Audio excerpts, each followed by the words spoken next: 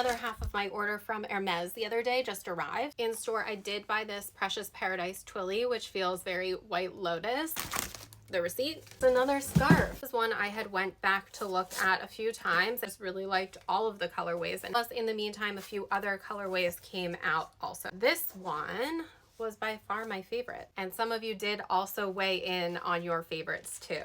So I chose the brown Animal Bandana by Shinsuke Kawahara. Absolutely loved this neutral brown, which felt very much more than a neutral brown, with the black and the white because that goes with literally everything. Here it is. I like the monkey with the baby, the toucan over here, also the sloth. And what this artist is known for are his bunnies, and I really liked this circular one here, and also really liked the Good Luck horseshoe right there. The color code is how I would wear it.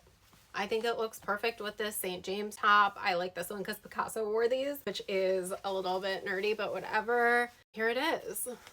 I also really liked this graphic detail there, and so that's the look.